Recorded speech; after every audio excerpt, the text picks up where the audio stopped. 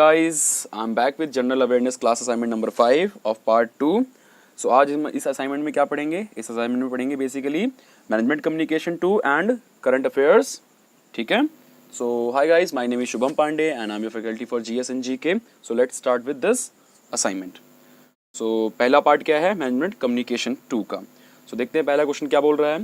पहला क्वेश्चन बोल रहा है, देखिए, the ideal behaviour of an administrator of an organisation is, यानी एक एडमिनिस्ट्रेटर का आइडियल बिहेवियर क्या होना चाहिए एक ऑर्गेनाइजेशन में. आइए देखते हैं क्या क्या ऑप्शन दिए हुए हैं इसके लिए. हमें देखते हैं. पहला ऑप्शन ए क्या है?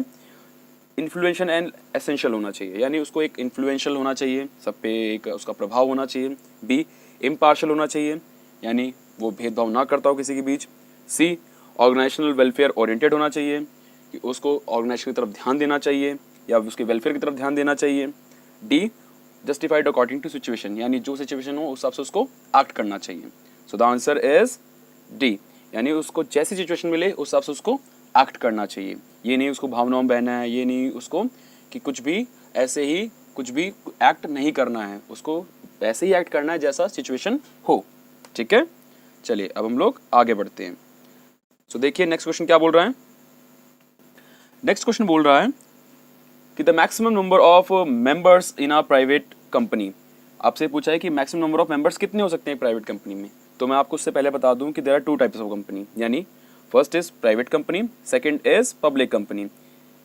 ठीक है, first is private company, second is public company. यानी private company is owned by individuals and public company is owned by government bodies and some organisation. Clear आप सभी को. सो आइए थोड़ा सा हम डिफरेंस जानते हैं इन दोनों के बीच. तो देखिए, अगर मैं बात करूं प्राइवेट कंपनी की, तो देखिए इसकी शुरुआत यानी मिनिमम जो पेड अप कैपिटल है, इसकी शुरुआती जो पैसा लगेगा, अगर आप कह सकते हैं पेड अप कैपिटल की बात करते हैं, तो वो 1 लाख रुपए है. वहीं पब्लिक सेक्टर कंपनी की paid up capital 5 lakh rupees है. क्लियर आप सभी को. अगर मैं बात करूं मिनिमम नंबर ऑफ मेंबर्स की, तो प्राइवेट सेक्टर कंपनी की वो 2 हैं और पब्लिक सेक्टर कंपनी के वो कितने हैं? वो 7 हैं. सो प्लीज़ आप सब इस चीज़ को नोट करते रहिए साथ के साथ जो मैं लिखवा रहा हूँ. क्लियर है. अब आगे देखते हैं. अगर मैं बात करूँ मैक्सिमम नंबर ऑफ मेंबर्स की, तो एक प्राइवेट सेक्टर कंपनी में कितने हो सकते हैं?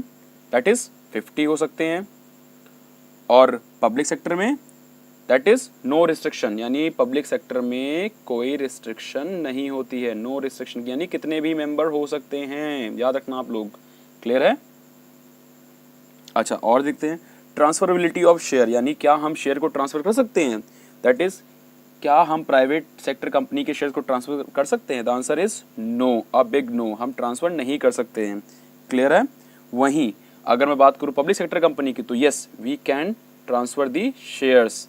Yes we can transfer the shares. Clear है. अच्छा, एक और चीज़ मैं आपको बता दूं, नंबर ऑफ डायरेक्टर्स. तो देखिए प्राइवेट सेक्टर कंपनी में 2 डायरेक्टर तो होने ही चाहिए, यानी नंबर ऑफ डायरेक्टर 2 होने ही चाहिए. वहीं अगर मैं बात करूं पब्लिक सेक्टर में, तो इसमें 3 डायरेक्टर्स तो होने ही चाहिए. किसमें? पब्लिक सेक्टर में. आई होप आपको ये चीज़ समझ आ गई होगी. सो आइए देखते हैं क्वेश्चन, दोबारा से देखते हैं एक बार. देखिए क्वेश्चन क्या दे रखा है कि the maximum number of members in a private company. Just अभी हम लोगों ने डिस्कस किया और उसमें हम लोगों ने डिफरेंस बिटवीन में लिखा.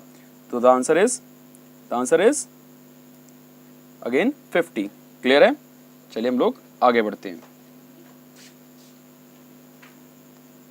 देखिए अगला क्वेश्चन क्या दिया हुआ है हमें, the minimum number of director in a public company.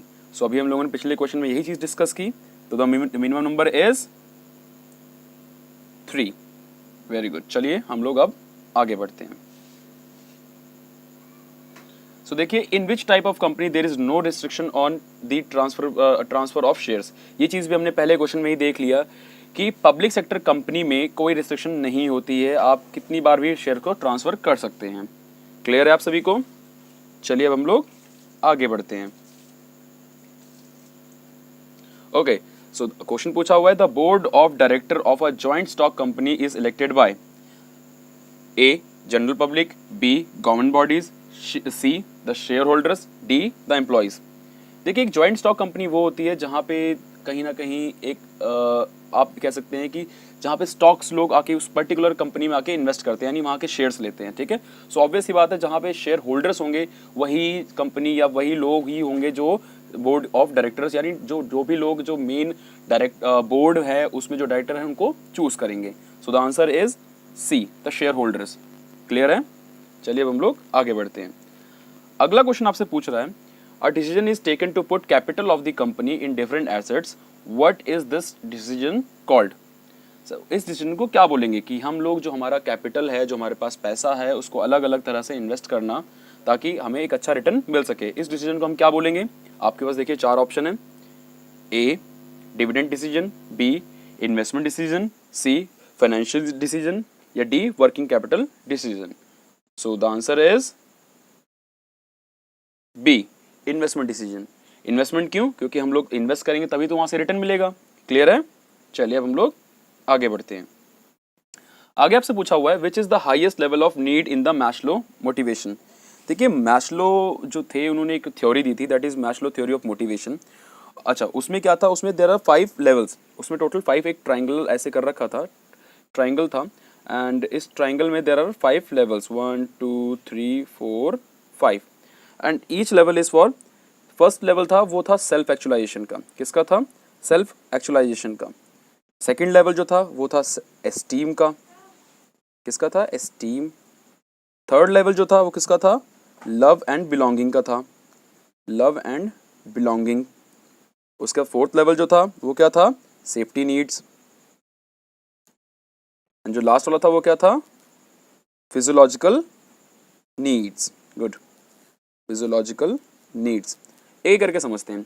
देखिए उनका कहने का मतलब ये था, अगर मैं बात करूँ नीचे से, देखिए सबसे पहली चीज़ जो इंसान के लिए ज़रूरी है दैट इज़ साइकोलॉजिकल नीड। उनका कहना यह था कि इंसान को जीने के लिए उसको रोटी कपड़ा मकान हवा पानी सारी चीज़ें तो चाहिए चाहिए, ठीक है, ताकि वो सर्वाइव कर सके। चलिए अब वो सर्वाइव कर रहा है तो उसको और क्या चाहिए? फिर चाहिए उसको सेफ्टी नीड्स, दैट इज़ उसको पता है कि उसका जो पर्सनल सिक्योरिटी है वो बनी रहे, उसकी एम्प्लॉयमेंट की सिक्योरिटी बनी रहे, और वो उसकी हेल्थ की सिक्योरिटी बनी रहे, उसकी प्रॉपर्टी की सिक्योरिटी बनी रहे, ठीक है। उसके बाद उसको क्या चाहिए? अगर ये नीड भी सेटिस्फाई हो रही है दैन उसको चाहिए लव एंड बिलोंगिंग, यानी उसकी फ्रेंडशिप अच्छी रहे लोगों से, उसकी इंटीमेसी फैमिली में मतलब इंटीमेसी भी अच्छी रहे, फैमिली में उसका रिलेशनशिप अच्छा रहे, ठीक है। और क्या हो? उसको सेंस ऑफ कनेक्शन फील हो। क्लियर है? उसके बाद आते हैं एस्टीम। देखिए इसमें क्या है? उसको रेस्पेक्ट मिले और उसकी खुद की रेस्पेक्ट यानी सेल्फ एस्टीम, ठीक है, यानी खुद की नज़रों में उसकी इज्जत और दूसरों की नज़रों में उसकी इज्जत, ये दोनों चीज़ें होनी चाहिए, चाहे वो घर में हो चाहे वो बाहर हो या उसके वर्क प्लेसेस पे हो। And the top one is self actualisation, यानी desire to become the most that one can be, यानी उसको सबसे अच्छा बनना, ठीक है। सो आपके सामने अगेन देखिए क्या क्या ऑप्शन दे रखे हैं। A psychological need, B social need, C self actualisation need, and D is safety needs. So अब क्या पूछा है इसमें? Highest level need, that is self actualisation needs. I hope आप ये कुछ समझ आया होगा। आइए अब हम आगे बढ़ते हैं। आगे पूछा है, the psychological barrier to effect a communication affect the psychological barrier to effective communication does not include which of the following। देखिए अगर मैं बात करूँ एक इफेक्टिव कम्युनिकेशन तो उसमें कई सारे आपको पता है, कई सारे आपके मेजर्स होते हैं। अगर मैं बात करूँ साइकोलॉजिकल बैरियर की तो there are many psychological barrier, जिसमें से आपका लैक ऑफ अटेंशन होता है, पुअर रिटेंशन होता है, यानी आप कह सकते हैं डिसट्रस्ट होता है, उसके बाद प्रीमेच्योर इवैल्यूएशन होता है। इसका मतलब ये होता है कि लैक ऑफ अटेंशन का मतलब ये होता है कि आप कोई ऐसी बात, यानी कम्युनिकेशन क्या होता है कि जब हम एक दूसरे से वार्तालाप या बात करते हैं, अपनी बातें कन्वे करते हैं किसी को, ठीक है। एंड क्या होता है, मान लीजिए साइकोलॉजिकल बैरियर है लैक ऑफ अटेंशन, आप किसी की बात पे ध्यान नहीं दे रहे हैं तो ऑब्वियस सी बात है कि आपको चीज़ें समझ नहीं आएंगी। वहीं पुअर अटेंशन, आपको किसी ने कोई चीज़ बात बताई, आपकी बॉस ने कोई बात बताई, आपके टीचर ने कोई बात बताई और आप वो भूल गए, दैट इज़ पुअर रिटेंशन। डिसट्रस्ट, अगर मान लीजिए आपके बॉस हैं और आपके प्रति उनका जो आप कह सकते हैं व्यवहार है वो काफ़ी आपको ट्रस्ट नहीं कर सकते, तो वो क्या क्या करेंगे? आपको आधी बात ही बताएंगे। उसके बाद आता है प्री मैच्योर इवैल्यूएशन, आप बहुत जल्दबाजी में रहते हैं, बहुत हरी रहते हैं, तो क्या होगा? आप शायद पूरी बात किसी की ना समझ पाएँ या ना सुन पाएँ, आप अपने हिसाब से ही उसको क्या कर सकते हैं? आप अपने हिसाब से शायद उसको आप कह सकते हैं कि उसको समझ लेंगे, that is pre mature evaluation, जो कि गलत हो सकता है, ठीक है। सो ये सारे थे psychological barrier to effective communication. वहीं अगर मैं बात करूं तो फॉल्टी आप ये कह सकते हैं यहाँ पे फॉल्टी ट्रांसलेशन जो है वो साइकोलॉजिकल बैरियर नहीं है, ठीक है। फॉल्टी ट्रांसलेशन देखिए क्या होता है कि आपको कोई चीज़ लिखी गई या बताई गई तो उसका आपने गलत तरीके से ट्रांसलेट कर लिया, ठीक है। चलिए अब हम लोग आगे बढ़ते हैं। 9th है the first step in the process of organisation. अब देखिए ऑर्गेनाइजेशन शुरू करने से पहले मैं आपको एक चीज़ बता दूं, अगर मैं प्लानिंग पढ़ाऊँ, सॉरी मैं आपको अगर मैं पीछे लेके जाऊं, तो जो कंपोनेंट्स होते हैं, किसके कंपोनेंट, मैनेजमेंट के जो कंपोनेंट्स होते हैं, ठीक है, उसमें से क्या है, planning, organising, staffing, directing, controlling, ठीक है। तो सबके अपने अपने, आपको पता है, आपने पढ़ा भी है बिजनेस स्टडीज़ में, और जिन्होंने नहीं पढ़ा है मैं आपको बता दूं, ये जो planning, organising, staffing, directing, controlling जो है, किसी भी ऑर्गेनाइजेशन को चलाने का सबसे अच्छा तरीका होता है कि आप इन सारी चीज़ों को तरीके से फॉलो करें, ठीक है। अच्छा, अगर मैं बात करूं किसकी, मैं बात कर रहा हूं यहाँ पे ऑर्गेनाइजेशन की, ठीक है, ऑर्गेनाइजिंग की। तो देखिए जब मैं बात करता हूँ ऑर्गेनाइजिंग की, तो इसमें जो सबसे पहली और सबसे इंपॉर्टेंट चीज़ है that is identification and division of work. देखिए जब तक आप आइडेंटिफाई ही नहीं करेंगे कि काम क्या है, कैसे होगा, और जब तक उसको आप डिवाइड नहीं करेंगे, तब तक क्या होगा, चीज़ें ठीक नहीं चलेंगी एक ऑर्गेनाइजेशन में, ठीक है। दैट इज़ फर्स्ट, क्लियर है। देन आप क्या करेंगे, देन आप उसको डिपार्टमेंट्स में बांटेंगे, दैट इज़ डिपार्टमेंटलाइजेशन, यानी जो काम सिमिलर हो उसको एक डिपार्टमेंट में बांट देना, ठीक है। जैसे आप डिपार्टमेंटल स्टोर जाते हैं तो आपको क्या होता है, आप वहाँ जाते हैं तो आप देखते हैं शायद एक जो सेक्शन होगा वहाँ पे सिर्फ बिस्किट्स एंड नमकीन होंगी, एक सेक्शन होगा वहाँ पे व्हीट एंड फ्लोर होगा, दूसरा सेक्शन जो होगा वहाँ पे आप कह सकते हैं कन्फेक्शनरी आइटम्स होते हैं, ठीक है, तीसरा सेक्शन शायद मीट का आइटम होगा। ऐसे क्या करते हैं, डिपार्टमेंट वाइज चीज़ों को बांटना, ठीक है। उसके बाद क्या है, असाइनमेंट ऑफ ड्यूटी, बहुत ज़रूरी है कि भैया ड्यूटी को असाइन करना, कि भैया आप ये काम करेंगे, आप ये काम करेंगे, आप ये काम करेंगे। And the last one is, fourth one is establishing report relationship. अब ये नहीं कि काम कर दे दिया किसी को और भूल जाएं कि भाई चल क्या रहा है, आपको पता होना चाहिए, क्लियर है। चलिए हम लोग आगे बढ़ते हैं। अच्छा 10th क्वेश्चन भी सेम है, सो इसको हम स्किप कर रहे हैं। अब आते हैं हम करंट अफेयर्स पे। देखिए करंट अफेयर्स का पहला क्वेश्चन क्या है, which of the following states in India has maximum number of UNESCO world heritage site. ऐसा कौन सा स्टेट है इंडिया में जिसके पास यूनेस्को की world heritage site maximum number में है। The answer is Maharashtra. इसके पास 5 टोटल वर्ल्ड हेरिटेज साइट है। अच्छा मैं बात करूं इंडिया की, तो इंडिया में टोटल 39 वर्ल्ड हेरिटेज साइट है, विच इंक्लूड्स, बेसिकली ये जो है ये 3 कैटेगरी में बटा हुआ है, यानी 39 जो वर्ल्ड हेरिटेज साइट है इंडिया में, इनको 3 कैटेगरी में बांटा हुआ है, ठीक है। जो पहली कैटेगरी है दैट इज कल्चरल साइट, दूसरी जो कैटेगरी है that is natural site, and तीसरी जो कैटेगरी है दैट इज मिक्स्ड साइट। तो इंडिया में टोटल कल्चरल साइट जो है वो है 30, जो नेचुरल साइट है वो टोटल है 8, और जो मिक्स साइट है टोटल वो है 1। क्लियर है, मैं दोबारा रिपीट कर रहा हूँ, कल्चरल साइट टोटल जो है वो है 30, उसके बाद जो आपकी नेचुरल साइट है वो टोटल है 8, एंड मिक्स साइट है टोटल 1, ठीक है। अच्छा मैं आपको थोड़ा सा बता दूं, मैं अगर तो देखिए यूनेस्को वर्ल्ड हेरिटेज जो कन्वेंशन हुआ था वो हुआ था 1972 में। कब हुआ था, 1972 में। उसी के बाद से लिस्ट आने लगी, ठीक है, वर्ल्ड हेरिटेज साइट्स की लिस्ट आने लगी, क्लियर है। अच्छा सबसे पहली चीज़, यानी सबसे पहला जो मॉन्यूमेंट था वो जो ऐड हुआ था इंडिया में, इंडिया का जो सबसे पहला मॉन्यूमेंट जो ऐड हुआ था in world heritage this UNESCO world heritage site में, वो कौन से थे, Agra fort and Ajanta caves. Agra fort and Ajanta caves कब ऐड हुए थे, ये ऐड हुए थे ईयर 1983 में। ये फर्स्ट साइट्स थी जो यूनेस्को वर्ल्ड हेरिटेज साइट्स में ऐड हुई थी 1983 में। क्लियर है आप सभी को। अच्छा एक चीज़ और बता दूं, मैं बात कर रहा था मिक्स्ड साइट की। तो इंडिया की इकलौती जो मिक्स्ड साइट है उसका क्या नाम है, उसका नाम है खानगेनजेनडोंग नेशनल पार्क, जो सिक्किम में है। मैं स्पेलिंग लिख देता हूँ,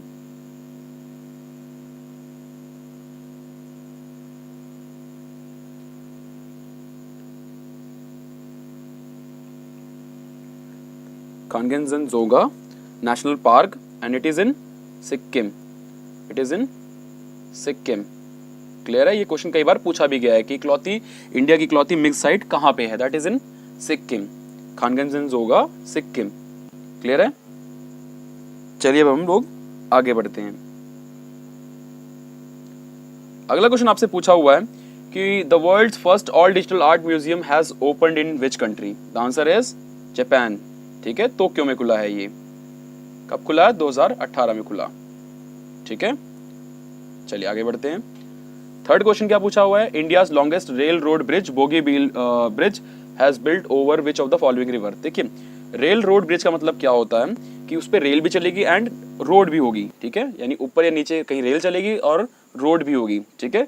अब ये बोगीबील ब्रिज जो है वो कहाँ बना हुआ है, वो ब्रह्मपुत्र में बना हुआ है। अच्छा, ये अब क्वेश्चन उठता है कि ये कौन से स्टेट में बना हुआ है, ठीक है, द आंसर इज असम में बना हुआ है। कहाँ बना हुआ है, असम में बना हुआ है। अच्छा, असम से ही इंडिया का सबसे लॉन्गेस्ट ब्रिज जाता है, दैट इज कौन सा है, Bhupen Hazarika bridge, PHUPEN, Bhupen Hazarika bridge, Hazarika bridge, clear है, Bhupen Hazarika bridge.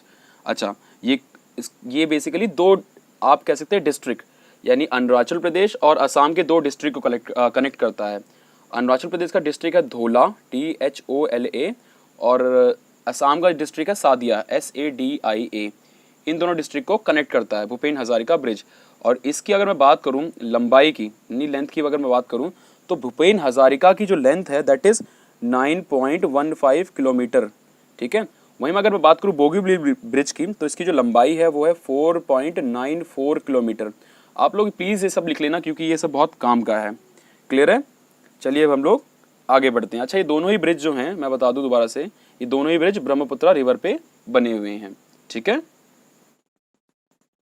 Question number 4 देखिए क्या पूछ रहा है, who is the author of the book blue water avoy. देखिए आपके पास जो ऑप्शंस दे रखे हैं, कुमार केतकर, महेश संधू, सुनील लांबा, नीलेश कौल, इसमें से इन चारों में से कोई नहीं है। एक्चुअली इसमें ऑप्शंस आपको गलत दिए हुए हैं। The answer is Anup Singh. ये वॉइस एडमिरल रह चुके हैं अनूप सिंह, एंड इन्होंने ही ये ब्लू वाटर अवॉय जो थी, ये बेसिकली आप कह सकते हैं इंडियन नेवी की हिस्ट्री है, ठीक है, उसी के ऊपर इन्होंने किताब लिखी थी। एंड सुनील लांबा ने लॉन्च की थी। उस वक्त ये क्या थे, चीफ ऑफ नेवल स्टाफ थे, चीफ ऑफ नेवल स्टाफ थे उस वक्त, इन्होंने लॉन्च की थी। क्लियर है आप सभी को। चलिए अब हम लोग आगे बढ़ते हैं। देखिए फिफ्थ क्वेश्चन क्या पूछा हुआ है कि who has been chosen for the Tata literature lifetime achievement award for 2019। The answer is, देखिए पहले एक बार ऑप्शन देख लेते हैं। शांता गोखले, अरुण कोलाटकर, के Sachchidanandan and Bhau Panchbhai. So the answer is C, K Sachchidanandan. She is a great critic, she is a great आप कह सकते हैं राइटर भी हैं, इन्हीं को दिया गया था। क्लियर है। चलिए हम लोग आगे देखते हैं। आगे क्वेश्चन क्या पूछा आपसे, the students of which city has created Guinness world record with largest astrophysics assembly. So the answer is, आपको पहले एक बार ऑप्शंस देखने ही पड़ेंगे again. A Kolkata, B Mysuru, C Pune, D Mumbai. And the answer is Kolkata. देखिए ये 45 मिनट का लेक्चर चला था। कितने मिनट का, 45 मिनट का लेक्चर चला था, और इसमें 1598 स्टूडेंट्स जमा हुए थे, ठीक है। और इवेंट क्या चल रहा था, इंडिया इंटरनेशनल साइंस फेस्टिवल। क्या चल रहा था, India international science festival of 2019। उसी में ये वर्ल्ड रिकॉर्ड बनाया गया था, जहाँ पे 1558 बच्चों ने बैठकर 45 मिनट के लिए एस्ट्रोफिजिक्स का लेक्चर लिया था। क्लियर आप सभी को। चलिए अब हम लोग आगे बढ़ते हैं। अब देखते हैं seventh question. UNESCO has designated which city as creative city of gastronomy. तो ये गैस्ट्रोनॉमी क्या है, it is the art of food and culture, ठीक है। आप ये कह सकते हैं फूड एंड कल्चर का जो मिक्सचर है उसे गैस्ट्रोनॉमी बोलते हैं। सो इसको क्या मिला, हैदराबाद को, ठीक है। Hyderabad is designated as the Indian city as very creative in gastronomy. Clear आप सभी को। So Hyderabad is the answer. Please आप मुझे जरूर बताइएगा कि हैदराबाद किस स्टेट की कैपिटल है। Just please pause it and please बताइएगा जरूर। आगे देखते हैं। The ministry of women and child development has launch which child line contest to spread awareness on human trafficking. So the answer, अब पहले एक बार ऑप्शन देखते हैं। ऑप्शन क्या है, hashtag child line 1090, B hashtag child line 1095, C hashtag child line 1098, या hashtag child line 1099। So the answer is C, child line 1098। Child line 1098 it is like आप कह सकते हैं कि ये चाइल्ड लाइन है ताकि अवेयरनेस हो सके अगेंस्ट द ह्यूमन ट्रैफिकिंग, ठीक है। क्लियर है। चलिए हम लोग आगे बढ़ते हैं। देखिए क्वेश्चन नंबर 9 क्या पूछ रहा है। 9 पूछ रहा है, who is the author of the book we are displaced, my journey and stories from refugee girl around the world, ठीक है। अब देखते हैं आपके पास ऑप्शन क्या क्या हैं। Option A Tawakkol Karman, B Malala Yousafzai, C Kailash Satyarthi, D Nadia Murad. इसका आंसर क्या है? The answer is Malala Yousafzai. ठीक है, ये आपको पता है पाकिस्तानी थी, इनको गोली लगी थी, तालिबान इनको गोली मार दी थी बिकॉज ये इन्वॉल्व थी, जो वहाँ की गर्ल्स आप कह सकते हैं गर्ल्स को पढ़ाने में इन्वॉल्व थी, and Taliban was just against it. ठीक है, अच्छा, मलाला यूसुफजई को 2014 में नोबेल पीस प्राइज़ मिला था, साथ ही साथ कैलाश सत्यार्थी जो इंडिया के थे उनको भी मिला था। आप भी कह सकते हो इन दोनों को मिला के 2014 में जो नोबेल पीस प्राइज़ दिया गया था। क्लियर है? कैलाश सत्यार्थी जो है इंडियन है और इन्होंने बच्चों के लिए और चाइल्ड ट्रैफिकिंग और वुमेन ट्रैफिकिंग में बहुत अच्छा काम किया है। क्लियर है? चलिए हम लोग आगे बढ़ते हैं। देखिए आज का लास्ट क्वेश्चन क्या है? Who is said to become the first woman pilot of Indian Navy to join naval operations? So the answer is, पहले अगेन ऑप्शंस देख लेते हैं हम लोग। A Nikita Gupta, B Komal Sharma, C Divya Kumari या D Shivangi. So the answer is Shivangi, sub lieutenant Shivangi. Clear है? And she became the first women pilot of Indian navy to join naval operations. So that's all for the day, and have a nice day. Thank you.